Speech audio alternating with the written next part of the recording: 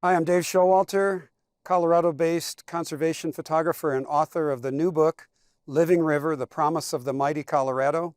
And today we're heading to the headwaters region of the Colorado River, where the whole journey of the 1,450-mile-long river begins.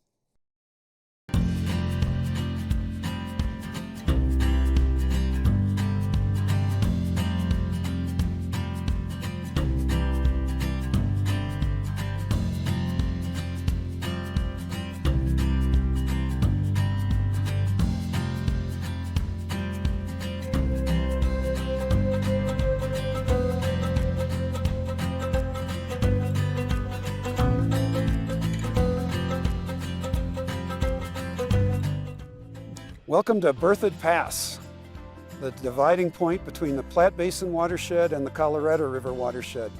We're at 11,307 feet up here, which is roughly timberline in Colorado, in the alpine zone.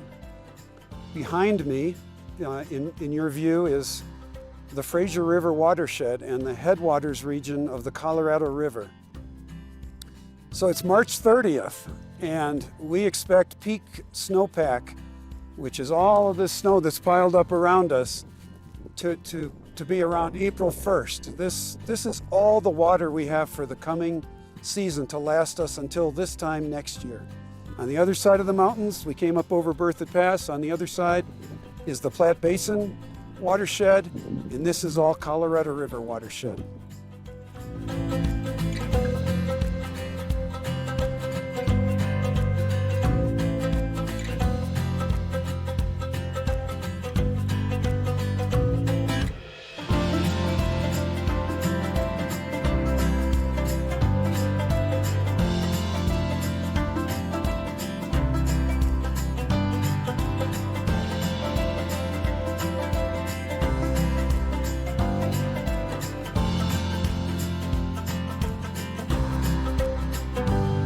So I'm standing on top of Second Creek. We've got so much snowpack this year that there's a little snow bridge here. We can literally stand on the creek.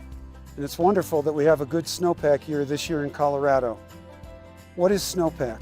Snowpack is the accumulated amount of snow that gathered over the winter months starting last fall. Typically peaks, we get the maximum amount around April 1st. And that's when everybody looks to the mountains to ask the question, how much water are we going to have for the coming year?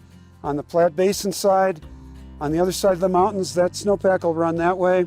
On this side, it's going to run to Second Creek and to Fraser River and onto the Colorado River. This is all in the headwaters of the Colorado. When you go to the Grand Canyon, or when you go to Mexico, or when you go to Bears Ears, this is all the same river.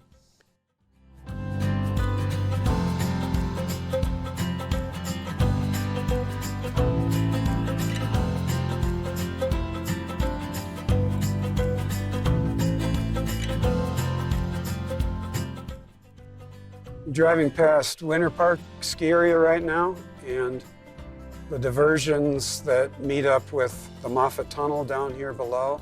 All this water that gets diverted to Denver gets collected at Winter Park ski area. You can see this is another way that snowpack is used, is for recreation. Folks are having a wonderful day of spring skiing up on the hill today.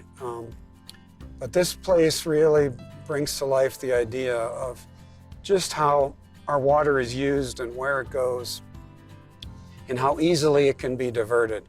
And the water will get collected here.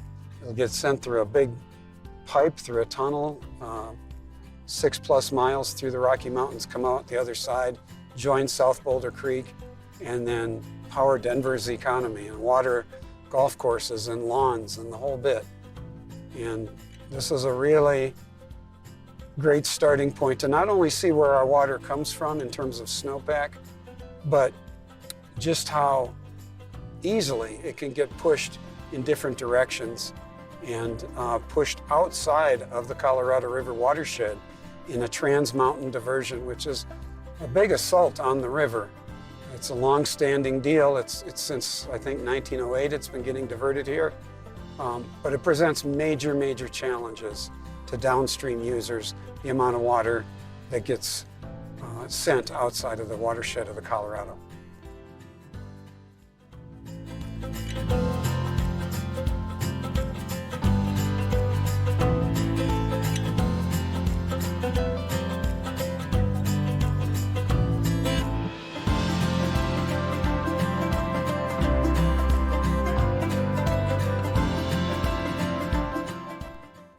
Standing here on the Fraser thinking about what makes a healthy river.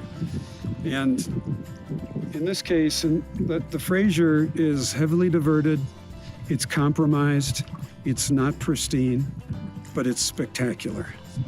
And here we have a partially reworked, restored section of river or reach of river with healthy willow, a dredged channel to keep fish cooler and keep the channel cooler.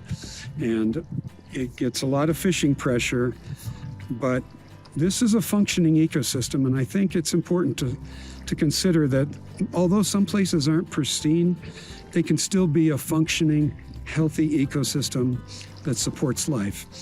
And it's a really important point to make, I think, that wherever there is flowing water, wherever rivers flow, there is abundant dynamic life, and that matters.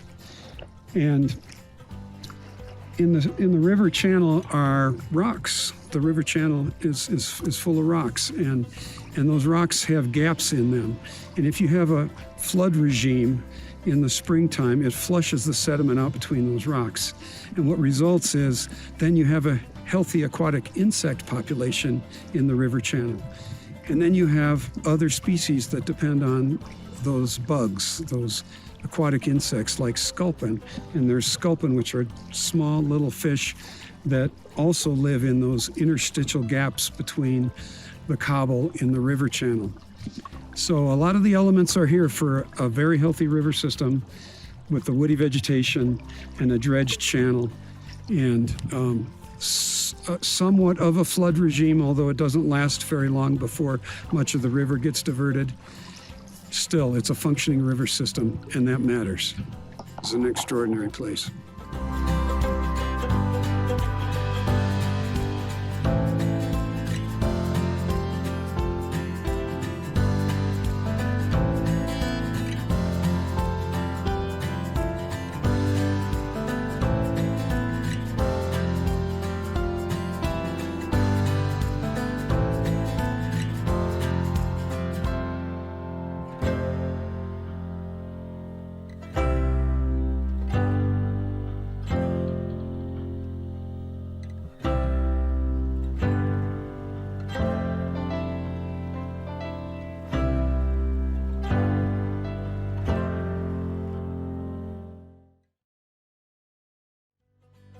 So where is there hope in the Colorado River watershed? There's hope in the characters that we've highlighted in the book. There's hope in restoration that's going on at Seedskiddy National Wildlife Refuge to restore the willow and cottonwood. On the San Pedro River, where we're infiltrating groundwater to raise the water table for birds and other wildlife. On the Gila River, where a dam was stopped and the Gila is now a free-flowing river, continues to be a free-flowing river in southwest New Mexico, and a number of other places throughout the West. So there's hope in the actions of regular folks who have taken ownership of their part of the river, of their part of the watershed. And I think for each of us as individuals, there's a way of thinking about this that is, we're not individuals, we are part of a community of 40 million people. We're all watershed neighbors, and we need to row together a little bit. And part of that is reimagining the possibilities for our rivers, the possibilities for water in the West. And we can't do things the way we've always done them. There's less water in the system. In spite of this good 2022 and 2023 season of good snowpack, that isn't going to make us whole. That's not going to fill our reservoirs. It's going to give us a little bit of temporary relief. We have to acknowledge that there's less water in the system, therefore cuts are coming. We're going to be asked to take cuts in the amount of water we use, whether we're in agriculture, whether we're homeowners, whether we're cities. We're going to have to adjust and recalibrate to the river we have. But beyond those individuals that are doing great work, each of us has some responsibility, right? If we're going to take these cuts and acknowledge the situation and that we're part of a community of 40 million people, what does that mean in our own lives? Well, beyond reimagining, we're going to have to change our relationship to water in the American West. And all of that starts with asking the question, where does my water come from? And then we need to go there, whether vicariously or, better yet, to go there and to go to that place in the Rocky Mountains where our water comes from and get a sense of just what is our place in this watershed. We need to go to the river and just breathe. And what I've tried to do with this story is bring the river itself to life, because I felt all along that no one's going to care about stories about a dying river or about bathtub rings around reservoirs. People will care when they go to the river and feel the abundance of life and rhythm and dynamic energy wherever the river flows.